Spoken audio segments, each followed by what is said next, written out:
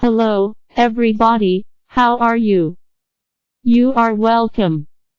In this video, we'll talk about death and Hades by answering the following 3 questions. What is death and Hades? What are their structural characteristics? How to behave in front of them. Number 1 definition. The first keyword is death. It is any modification of a being against the will of God. However, men define death as the immobility of the body which begins to putrefy and which the soul and the spirit have left. Why then this definition? The reason is simple. By observing the word of Jesus Christ in Luke 9 verse 60, which says, "Let the dead bury their dead," it is clear that death according to Jesus Christ differs from death according to men, because death according to Jesus lets understand that dead men can still bury other dead. As they can still bury the dead, they can still think, eat, dress, which is different from what men think of death. So the definition of death above is one that conforms to the divine understanding of what death is. This divine understanding of death also appears in man's warning against death in Genesis 2 verse 17, when God says, "For the day you eat of it, you will die." That is certain. After the man ate the forbidden fruit, he did not automatically fall into a state of putrefaction, but continued to act. The only new manifestations that have appeared in him are fear, the discovery of his nakedness and irresponsibility. Hence we can affirm that these manifestations are those of death according to divine understanding.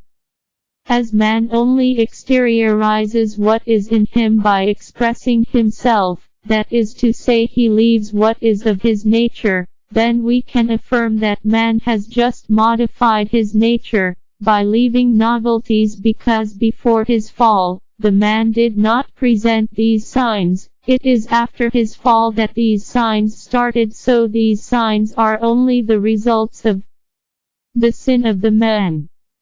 These signs are the modification of its nature. That this divine understanding of death is the basis of the understanding that we must have for certain biblical passages, such as death and hell in Revelation 20 verse 13 to 14. These are the spirits and places associated with divine understanding of death. This understanding of death can also be understood by its opposite in Jesus' expression of Abraham, Isaac and Jacob, when he said, "For all live for him." Luke 20 verse 37 to 38. But they were humanly dead. Having said that, the modification that occurred in their being was in accordance with the will of God, which is why they are still living for God.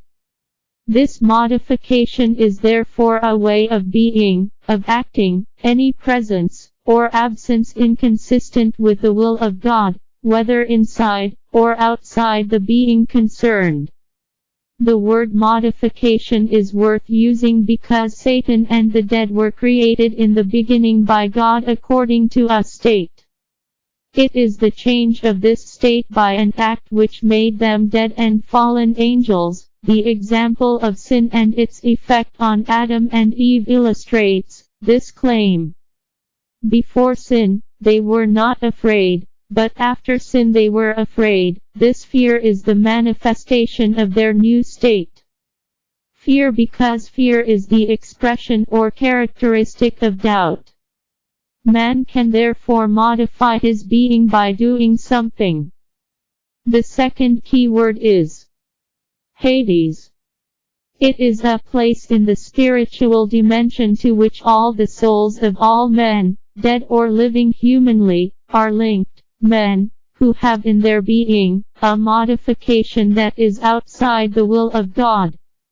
Also called hell, Hades is ruled by Abaddon or Apollyon, who caps all unnatural men, whether their minds, souls or bodies, so that the three can be confused. Hades, Abaddon and unnatural men evil genetic inheritance, bearing the name of dead ancestors, the ceremony of dead ancestors, 3 suspension points and their consequences on the lives of men, are signs that confirm their links with Hades. Like any spiritual reality, Hades is a very immense spirit which constitutes a place of reference for the dead. As for the spirits of these men, they become evil spirits still, called demons, and work for Satan all over the universe. These men do not need to die humanly before being used by the principalities or the powers for satanic missions. The dead. It is all being modified contrary to the will of God. This being can be a man or any other spirit that has a will and a conscience, that is, any being that has a will and a conscience must be judged. Sometimes the knowledge criterion to determine merit to be tried may be considered, but it is used, especially to define the level of deserved punishment because ignorance is no excuse. It just says that any being who has a will and a conscience can be punished once they have sinned. In short, it is like a master and his disciples, the relationship that is between Satan and the dead. They have a common characteristic: the modification out of the will of God at the level of their being. Satan is assimilated to death, that is to say the main representative of the state of death. Number 2. Structural features. First part: fallen angels. Organization. In Ephesians 6 verse 12, the main elements constituting the kingdom of the fallen angels are evoked. Point 1. Dominations. Also called principalities, they are essential in the control of the legions of demons for the execution of Satan's missions. They function as the ministries of a state sharing domains, and each domain has a leader assisted by his representatives. Here are some examples of areas governed by the principalities and their headquarters. Politics: New York. Economics: Switzerland. Religions: India. Technology and communication: Japan. Field of sport: Greece. Field of war: Iraq. Field of culture: USA. In Los Angeles with Hollywood. For the corruption of men: field of alcohol and drugs, Holland or Netherlands. Field prostitution and sexual immorality, Thailand. To bring about sexual dissatisfaction and suicide apart from the domains, each city has its own principality. Point 2. Authorities. Also called powers, they are specialized in the control of the human soul for the practice of witchcraft. There are 3 kinds of witchcraft: white, red, and black. There are 7 levels in each sorcery. Apart from witchcraft, there are 8 authorities which dominate the 8 cardinal axes: northeast, north, northwest, continental dragons. Point 3. The princes of darkness. They have a main character which is to be the rulers sitting on the spot. There are the underwater queens, the queens of heaven, the princes of Hades, the royal serpents, the princes and the territorial princesses, like the example of the prince of Persia in Daniel 10 verse 13.4. Evil spirits. Their main character is to persecute men. There are 24 old men, several wicked men, and the ancestors of the animist religion etc., who fight all forms, which express the will of God and protect any evil spirit from the Christian fire, once they find a sin, or an error. Another feature that characterizes this species is that all major decisions are made by them for the kingdom of Satan. To be more precise, wicked spirits cause suffering, but spirits of seduction destroy faith. Second part, dead. Denaturing process. Point 1. Environments and personality. Genesis 3 verse 1 to 6. Here, Satan has shifted the trust of men from God to himself by putting their trust in themselves. Why was this possible? This is because the sins of men depend on two causes: their personality and their environment. The main cause, personality, is a set of good and bad manners that men use to build their mentality. Spiritual are their ways, spiritual are their actions, and vice versa. The second cause is their environments that fight them by putting them in certain challenges in which they are forced to participate. In the previous passage, the environmental cause is the temptation of Satan disguised as a serpent who hides under the aspect of a benevolent advisor, yet he has a bad intention, a deceptive appearance that man is required to unmask to escape his trap. Once victims of these challenges, man has a personality now modified by the loss of some of the qualities that God has placed in him. This loss gradually pushes him into the depths of the dark nature, which constitutes their final personality, personality according to which man acts, thinks. The negative effects of this dark nature, in their acts, will continue what follows. Point 2. Socio-cultural. At the social level. Forbidden relationships. Matthew 23 verse 7 to 12, Genesis 6 verse 1 to 7, Leviticus 19 verse 19, Revelation 9 verse 20. First subdivision. Social ties. Hereditary ties, family ties, matrimonial ties, organic ties, political ties. Second subdivision. Extra-human human links. Social bipolarity, night husband, zodiacal links, ancestral links. For greater clarity, the links here designate the demons that inhabit men and relationships that lead to sins. At the cultural level, human cultures are anthropocentric. The Bible says that men will adore the image of the animal. The current world has the image as the language, and what is bad in it is that it speeds up communication by humanist codes, to uplift man, to reveal. The animal in question is the pulpit, also called carnality. In Europe, for example, the humanist movement appears after the fall of the church to solve the problems of the men.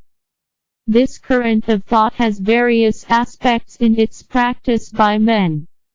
First aspect. Powers. Men show that they can live and succeed without depending on God by determining themselves. There are several human powers. Scientific power, political power, religious power. Second aspect. Ideology. Men create their own ideas, or obtain them from fallen angels to understand the world and life while ignoring the laws of God. There are several ideologies: animism, modernity, egoism, dictatorship, Pan-Africanism, democracy, socialism, capitalism, communism, materialism, evil beliefs, philosophies. Third aspect. Mod. Men reveal that they can create like God. They then fall into the crossbreeds of races forbidden by God. There is the appearance of new races like the giants of the past, who are genetically modified men, to say denatured, in which the nature of God is replaced by other natures genetically programmed to sin. Fourth aspect. Motivation and coaching. There is a replacement of the direction of Jesus Christ by the direction of man, and faith in God by faith in psychology and in man. Here it is specially about life coaching, and faith in the words of motivators who are just wrong humans instead of relying on God to correct mistakes that have led to failure and disbelief. Fifth aspect. Cults. Means turning around. It is the transformation of the worship of God into a folkloric hobby. So men use this leisure time to make money, to gain their reputation and their social power instead of worshiping God. It is therefore a question of the cults of men, and not of the cults of God. Point 3. Evil spiritualisms. First, spiritualism. Angelology is the study of angels. Since the beginning of humanity, men are often visited by fallen angels who taught men, keep, witchcraft, opening, spiritual doors, politics, science to solve problems without God to keep men away from God. There is the example of the zodiacal spirits, which are the fallen interstellar angels having negative effects on many men. Thus, currently, every man has two doors which pursue his source: his parental doors and zodiacal doors. This is why Jesus is visited by astrologers' zodiacal door and hated by Herod and his group, parental door. Also, the prayer for a spirit other than God is a sin. Whether in spiritualism, angelology, astrology, man must depend on God in all, and other than God must occupy a second place if he is not condemned by divine law. The method used by death and God, men also continue to study and relate to the spirits of dead men, the spirits that are corrupted by Satan, in order to use these human minds to get what they want. Spiritualism is practiced because men are disconnected from God because of their sins, so that they cannot receive help from God. In this practice, men are killed early to stop the realization of the will of God in their lives, and their spirits are used in spiritualism as the serving spirits. Human spirits are used more because they live easily and peacefully in the human being they come from, and they can be used without limit except when there is no sin. Any practitioner of spiritualism works with the world of the dead through the doors that he opens between the physical and the spiritual. Anywhere in universe, doors can be opened. Once these spirits are called somewhere, that place becomes haunted by demons and becomes a spiritual gate. The call of these spirits always has negative effects because human spirits have another mentality. Number 3 approach point. Identify enemies. The first step is that you have to know that the enemies to fight are not men, but other spirits if you want to always continue with Jesus Christ, because fighting men makes you become pagans. Even if men consciously participate in the war against you, God will not allow you to kill men. The reason is simple, it is because you too have once sinned, so you do not deserve to judge. Check John 8 verse 7, Matthew 7 verse 1. So to solve the case of wicked men fighting against you, there are a lot of ways other than destroying men. So the targets of your fight are the other unclean spirits, whether it is the spirits that use men, or those who come in autonomy. These enemies are already identified by the Bible because the book of Ephesus 6 verse 12 defines everything you need to know about enemies in a few words. And you will analyze the revelation that God always gives you about the enemies to get the specifics of your enemies, and the last step is to fight them by praying. Point B. Fight enemies. The first step in entering the fight is to purify your life, to close any doors opened by the sins you have committed. The second step is to wear the necessary armor. To start the fight, start by wiping out the enemies. Continue to apply the combat plan you have for the enemies, and end up blocking the enemies in your combat plan. Point C.